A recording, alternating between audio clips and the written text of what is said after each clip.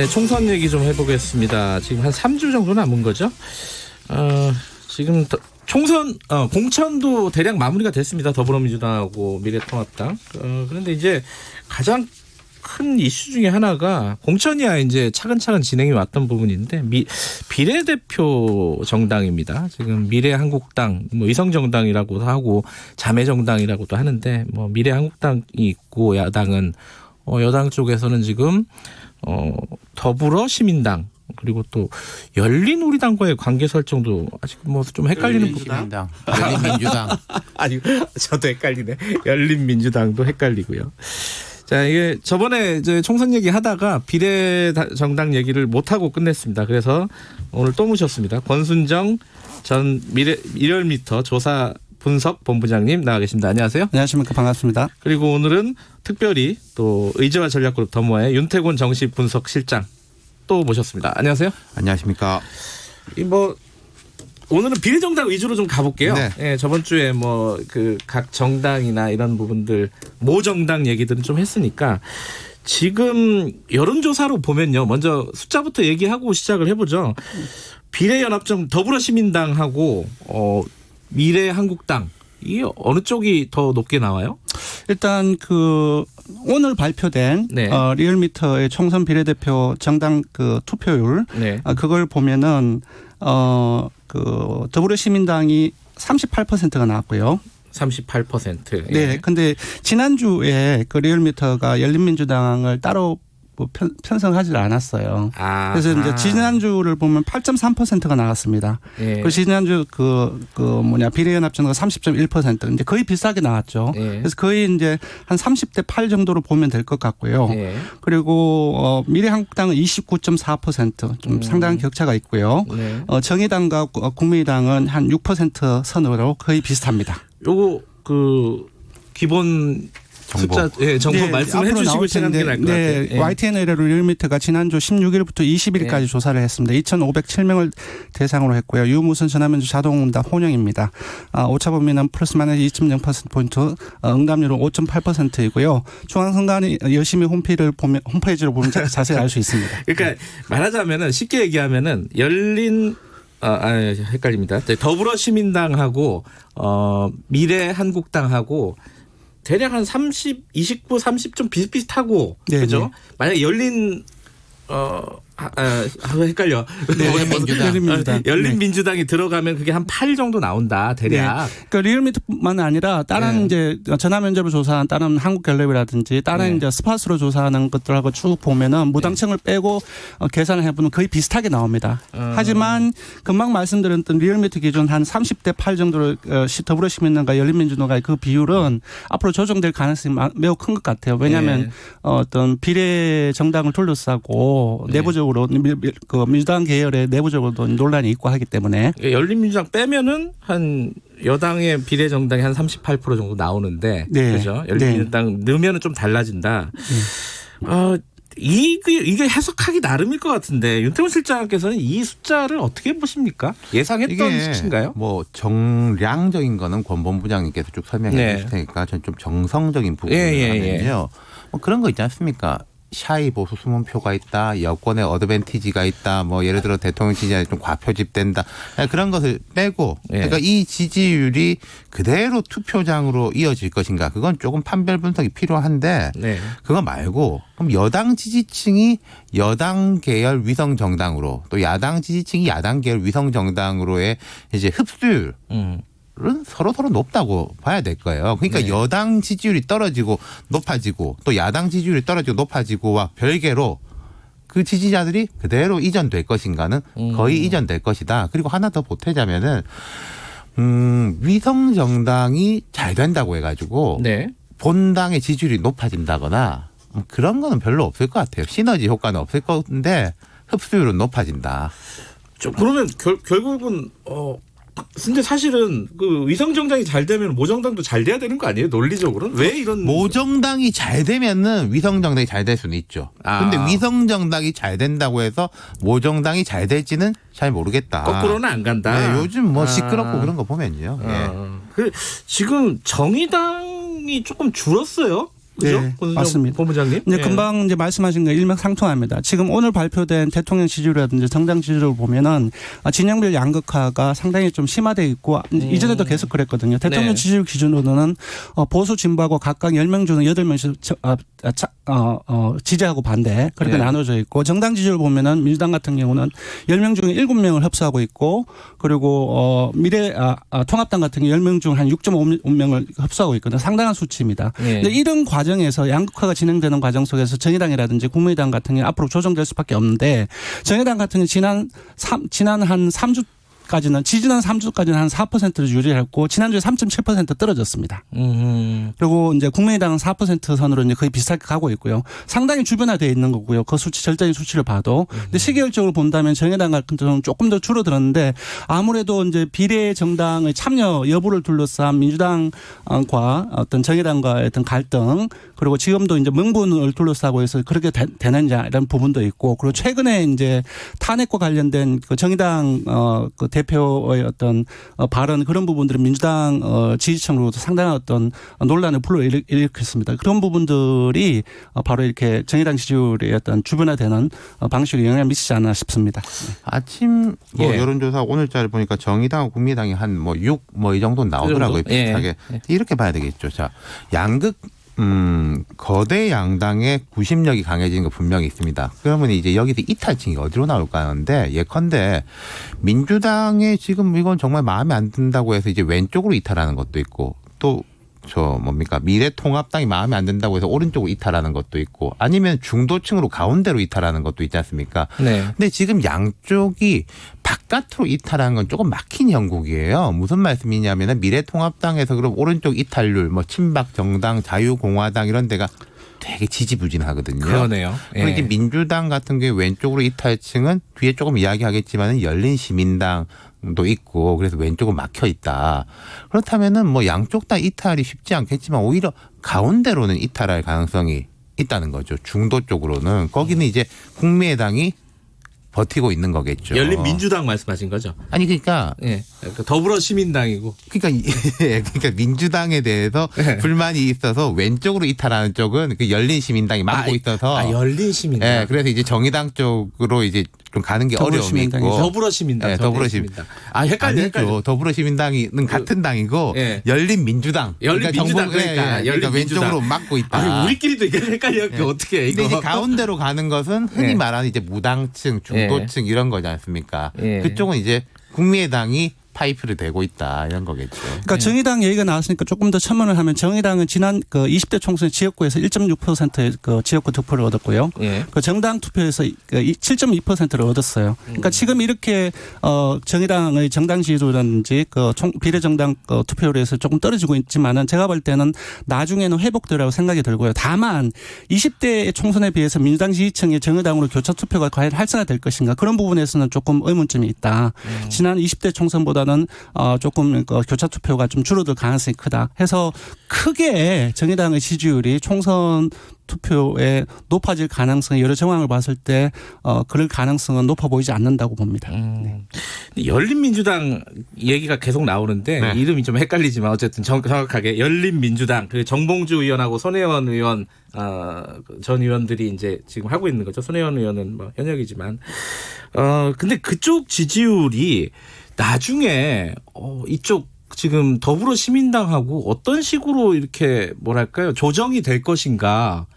과연 조정은 될 것인가? 조정이 된다면 어느 정도 수준으로 조정이 될 것인가? 저는 조정된다고 봅니다. 지난 1월 날에 격돌이 있었습니다. 1월 날에 열린민주당이 공천을 발표를 했죠. 주진영. 주진영부터 시작해서 최강욱, 김의겸, 김진애 빅네임들을 내섰고 그리고 민주당 같은 거기에 대해 선긋기 강성 메시지를 던졌습니다. 네. 이 부분들이 각각의 재료성 게임에 있는 부분들이 각자의 지지층을 이제 서로 이제 보유하거나 어떤 확대시키기 하는 그런 전략이라고 보는데 제가 볼 때는 여러 전문가들이 예상하듯이 3% 미만으로 열린민주당이 떨어질 가능성이 매우 낮다고 보고요. 제가 봤을 때는 10%를 넘어설 수도 있다. 근데 지금 한 8% 정도 나오거든요. 그는 앞으로의 상황에 따라서 조금 지켜봐야 될 것 같아요. 근데 이게 시너지냐, 제로섬이냐, 네거티브 섬이냐 세 가지 경우의 수로 볼 수가 있어요. 여기서는 야권 제외하고 여권 내에서인데 네. 저는 이게 제로섬 내지는 경우에 따라서 네거티브 썸이 될 수도 있다. 시너지가 되게 쉽지 않다라고 생각해요. 지금 이제 열린민주당이 내걸고 있는 거 권본부장이 말씀하셨지만 어제 같은 경우에도 조국 수호 뭐 검찰은 쿠데타 세력이다. 뭐 이렇게 뭐 명단 쭉 발표해가지고 여기들이 쿠데타 세력이다. 검찰총장도 뭐 열 몇 명 발표하고 뭐 언론 개혁에 대해서 대통령 보기에 신문 기사 보니까 민망하다 이런 이야기를 하던데 이게 지지층을 격돌시킬 수는 있겠죠. 그리고 예를 들어서 그 정봉주 전 의원이 그런 말도 했던데 선명 여당.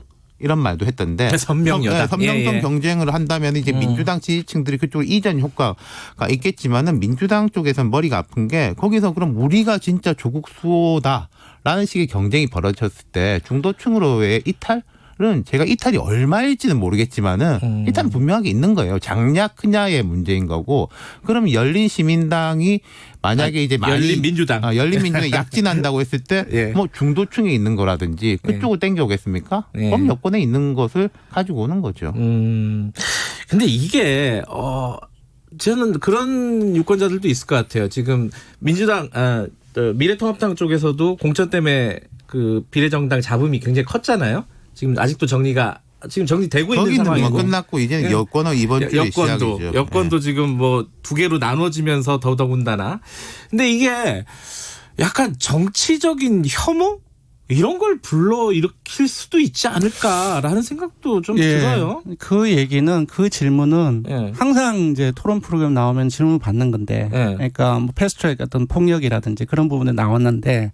저는 영향 없다고 생각해요. 아, 그래요? 왜냐하면 아까도 말씀드렸듯이 총선을 앞두고 징용별 양극화가 아주 극대화돼 있고 그리고 이제 무엇보다도 총선의 이슈 자체를 코로나가 전부 다 빨아들이고 있지 않습니까? 그에 대해서 정부가 어느 정도 대처를 하는지 그리고 야당이 지금 현재 정권을 잡았으면 코로나에서 어느 정도 대처를 할 수 있는지 그런 부분들에 대한 관련 언론 보도로 상당히 좀 넘쳐나고 있기 때문에 각 진영별의 여러 가지 악재들 공천과 관련된 그런 부분들이 사실상 큰 부분이긴 하지만 기자들 간에서의 큰 이슈다라고 저는 생각해요. 아, 그래요. 어떻게 생각하십니까, 윤 실장께서는? 그게 뭐 중도는 없다, 중도가 있다라는 건 원래 되게 논쟁적이에요. 이 정치권에서의 큰 이제 두 흐름인데 뭐 이런 것도 있고 저런 것도 있겠죠. 권본부장 말씀이 이제 일리가 있는데, 근데 제가 이제 생각했던 거는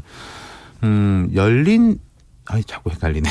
열린민주당하고 민주당하고 이 사이에서의 경쟁이 어느 정도 선을 넘어선다면은 저는 좀 갈 거라고 봐요. 뭐 그 내부에서의 이제 충돌로 그친다면은 별 문제가 없겠지만은 앞으로 만약에 경쟁들이 크게 여권하고 야권하고의 경쟁이 되면은 권본부장 말씀에 동의를 하는데 여권 내에서의 선명성 경쟁이 되면은 그거는 이제 진영을 넘어서는 영향을 미칠 수 있을 거예요. 이거는 윤 실장님께 좀 여쭤봐야 될 것 같은데 어차피 지금 선거법 개정 취지가 애초에는 뭐 소수 정당의 의회 진출, 다양성 보장 뭐 이런 것들이 원래 큰 틀에서는 선거법 개정 취지였잖아요. 네. 지금 결과적으로 놓고 보면 결과적으로 보면은 그 취지는 잘 안 보이고. 잘 안 보인 게 아니라 완전히 안 보인 걸 넘어서 오히려 그 소수 정당을 더 어렵게 만들고 그러니까요. 있는 거죠. 그러니까 이거는 뭐 누구의 잘잘못을 떠나가지고 지금 유권자들이 4년 후에 22대 총선에서도 이 선거법으로 선거를 치를 수 있을 거냐고 물어본다면은 저는 뭐 한 80% 이상이 부정적인 답을 내놓을 것 같아요. 유권자뿐만 아니라 지금 정치권에 있는 내부자들한테 물어봐도요. 본부장님, 그런 조사는 최근에는 없었죠? 지금 현행 개정된 선거법에 대한 뭐 찬반이라든가 뭐 좀 다시 바꿔야 되는 거 아니냐 이런 여론조사는 최근에는 없었죠? 지금 바뀐 상태에서 바꿔야 된다 그런 얘기는 그런 여론조사는 하나도 발견하지 못했습니다. 지금 그 시작은 묻지를 않은 거죠. 그거는 그렇죠. 이제. 아니 물으면은 상당 부분이 좀 부정적일 것 같지 않을까, 부정적이지 않을까 지금 이제 바뀐 선거법에 대해서 정말 상당히 문제가 많습니다. 실정적으로 말씀드리면은 지난 20대에서 정의당이 비례대표를 4석을 얻었나요? 그렇죠. 네, 4석 얻었죠. 지역구 2석. 지금도 마찬가지입니다. 3석 또는 5석 계산에 나와요. 거의 평균을 잡으면 4개죠. 그러니까 지금 선거제가 바뀌었음에도 불구하고 지난해 병립형 선거 비례대표 배분하고 똑같이 나오는 일종의 패러독스가 있는 것은 사실상의 민주당하고 미래통합당의 책임이라고 볼 수 있을 것 같아요. 그러면은 지금 이제 당별로 이쪽 뭐랄까요? 야당부터 먼저 좀 얘기를 해보죠. 야당의 지금 공천 과정이 순탄치가 않았습니다. 지금 사실 굉장히 좀 어지러운 상황에서 결국 뭐 한성교 대표가 수긍하는 형태로 정리가 되긴 했지만 그 과정을 보면 좀 순탄치는 않았어요. 이거는 야당 쪽에는 어떤 지지자들에게 영향을 주지는 않을까요? 저는 여긴 크게 없을 거라고 봐요. 그쪽은? 왜냐면요. 이거는 직영점입니다. 아마 뭐 내놓고 직영점이죠. 아니 그렇죠. 그러니까 여기 우리 내부에서 이렇게 되는 거지 범진영 내에서 예를 들어 친박 대 비박이냐 이런 식의 갈등이 아니라는 거죠. 그리고 여기 사람 이름들이 나오는 것도 보면은 뭐 친문이냐 비문이냐 이런 식이 아니라 약간 갈피가 없거든요. 김영호 공감위원장이 공천도 그랬었어요. 사람들이 많이 날아가는데 친박인지 비박인지 다 같이 날아간다 이런 거였고 그리고 여기는 이제 정리가 됐고 그러니까 제가 누차 말씀드린 대로 이 미래한국당이 뭐 잘 돼가지고 미래통합당이 잘 될 것도 없는데 여기가 잘 안 된다고 해가지고 미래통합당이 안 될 것도 없다. 그리고 여기는 이제 끝났다라는 거죠. 그 수치상으로는 어때요? 그쪽 야당 쪽 그러니까 미래통합당 쪽에 이런 좀 분란이 생기고 나서 뭐 정당 지지율이라든가 이런 데 영향이 전혀 안 주나요? 말씀하신 변화 대로? 없습니다. 그렇군요. 비례대표로 이게. 본다고 한다면 3주째 29% 전후를 미래한국당이 기록하고 있고요. 정당 지지율을 봐도 오히려 지난주에 미래통합당이 오히려 올랐습니다. 그래서 금방 말씀하셨던 것처럼 크게 영향이 없어요. 이게 뭐 예를 들어 유승민계 대 황교안계다 이런 식이면요. 뭐 수도권 대 TK다. 그럼 좀 영향이 있을 건데 별로 그런 것도 아니거든요. 그럼 이쪽도 영향이 없고 이쪽은 전반적으로 어떻게 생각해요? 여권? 그쪽도 사실상은 이제 조금 더 추가해도 보면 이제 양당 다 공천과 관련된 부분들은 이제 거의 이제 마무리가 될 가능성이 매우 높습니다. 그리고 열린민주당에 대한 민주당의 태도 역시 어제 강성 발언을 했지만 조절할 가능성이 매우 높아요. 끝까지 강성 발언을 하면서 대립각을 세울 수는 없거든요. 그래서 그런 부분들이 조정이 되고 그리고 곧 이제 공천이 거의 마무리가 됐고 선거운동이 시작되면은 그런 부분들은 거의 다 이제 흘러가는 템포러리한 어떤 이슈라고 봐야 되겠죠. 그러니까 이런 거가 있을 거예요. 권 실장님 말씀대로 이제 민주당이 열린민주당에 대한 이제 톤이 조정될 수 있을 거다. 저도 그렇게 생각하는데 근데 만약에 민주당이 열린민주당을 따라가는 쪽으로 간다면은 별로 좋은 영향이 미칠 것 같진 않아요. 근데 물론 코로나라든지 이런 것 때문에 이번에 또 제가 각 당하고 이야기해 보니까 이걸 오히려 좋아하는 사람들도 있던데 지금 1, 2당은 TV 토론도 못 나가거든요. 그렇게 됐죠. 안 되면은 잘 됐다. 할 말도 없는데 이런 사람들도 있던데 그러니까 그런 네거티브한 게 확산되지 못하는 장벽들이 쌓이고 있다. 이런 점이 있는 거죠. 근데 지금 말씀하셨듯이 모정당 그러니까 더불어민주당이 열린민주당한테 그 공천 탈락자들 이렇게 모여가지고 하는 건 바람직하지 않다라는 신호를 몇 번씩 줬어요. 근데 이 기조가 바뀔까요? 아니 그 내용적인 게 있겠죠. 내용적인 게 예를 들어 그 사람 개별이 뭐 좋다 이런 이야기는 하기 어려울 것인데 내용적으로 이제 열린민주당이 범여권의 어떤 스탠스라든지 톤을 이끌어가는 식이 된다면은 저는 그건 별로 좋아 보이진 않는다는 거죠. 민주당 얘기 하나 더 하면은 이제 더불어민주당의 위성정당이 위성정당이라고 합시다 그냥 열린민주당과 더불어시민당 있잖아요. 근데 더불어시민당이 뭐 여러 가지 잡음 끝에 녹색당하고 민중당하고 다 빠졌잖아요. 네네. 정의당은 애초에 빠졌고 그 뒤에 간 게 뭐 가자 환경당, 가자 평화인권당 뭐 등등입니다. 근데 여기서 잡음이 있어요. 이게 제대로 된 정당이 맞느냐라는 의문을 제기하는 사람들이 있고, 요건 영향이 없습니까 여론조사에? 그거는 아까도 말씀드렸다시피 그는 공천 과정 속에서 비례정당 관련해서의 내부적인 영향 그런 부분들은 사실 일시적으로 진행될 가능성이 매우 높고 물론 이제 중도층에 봤을 때는 나쁜 부분이 있기는 하지만 아까도 계속 누차 말씀드리지만 기본적으로 양극화되어 있는 상황 속에서 크게 영향을 미치지 않을 어떻게 보세요? 지금 그건? 이러거든요. 그 가자 환경, 가자 평화인권, 기본소득 시대 전환한테 이제 한 명씩 해서 앞자리 4명. 그다음에 이 플랫폼 정당에서 뭐 공모를 해가지고 한 5명, 그 뒤에 이제 민주당 7명 이렇게 한다는 건데, 이 되게 좀 이상하긴 이상해요. 이상한데 이제 권 본부장이 말씀에 제 동의하는 면이 분명히 있는데, 근데 이 플랫폼 정당에서 5명 공모한다고 하지 않습니까? 이분들이 좀 어떤 분들이 될 것이냐. 아까 말씀드린 이제 열린민주당하고 비슷한 컬러의 사람들이 된다면은 이게 선거를 또 조국 선거 모르겠습니다. 그렇게 해가지고 지지층이 결집시킬 수 있는 면이 있겠지만은 네. 긍정과 부정에 다가 있는데 지금 현재 코로나 극복이라는 대전제에 대해 가지고 우리가 다 동의하는 바예요. 지금 우리 이야기는 뭐 약간 다른지 모르겠지만 황교안 대표 같은 경우에는 거기 뭐 재정보다는 국채 쪽인데 40조 이야기를 하고 있거든요. 네.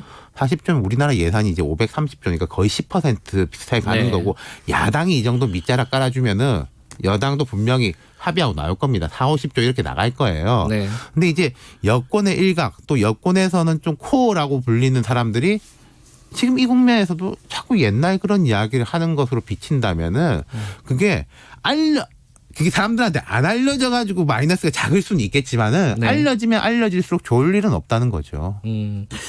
그 여론조사를 보면요. 이게 그 여론조사 기간마다 다르고 최근 며칠만 해도 그런 기사가 있었어요. 뭐 더불어민주당하고 미래통합당 지지율 격차가 굉장히 좁혀졌다. 네. 뭐 5점 몇 %로. 지난주 리얼미터 주중집계였습니다. 네. 근데 또 다른 조사를 보면 또 그렇지도 않거든요. 네. 요거는 청취자분들이 그 기사를 볼 때 어떻게 이해를 해야 되는 겁니까? 일단은 어떤 방식으로 조사를 했느냐. 그러니까 전화 면접으로 조사했을 경우는 어떤 더불어민주당하고 미래통합당하고 지지율 격차가 10% 이상 상당히 격차가 벌어져 있고요. 네. 그리고 자동응답으로 조사했을 경우에는 네. 한 자릿수로 나오는 게 많습니다. 그러니까 청취자분들 같은 경우는 그 부분들 어느 방식으로 했는지로 봐야 될 것 같고요. 예. 네. 네, 거기다 첨언하면 전화 면접을 하면 대신에 무당층 숫자가 높게 나와요. 그렇구나. 네, 자동응답에 비해서. 청취자 여러분들 뭐 여론조사 앞으로 계속 보실 텐데 그거 네. 하나만 또 주의해서 보시면은 뭐 팁이 될 수 있겠네요. 시간 금방 가네요. 여기까지 듣겠습니다. 고맙습니다. 감사합니다. 고맙습니다. 여론조사 전문가 권순정 전 리얼미터 조사분석본부장과 의지와 전략그룹 더모아의 윤태권 정치분석실장이었습니다. 1분 여기까지 하고요. 잠시 후 8시에 2부로 돌아올게요.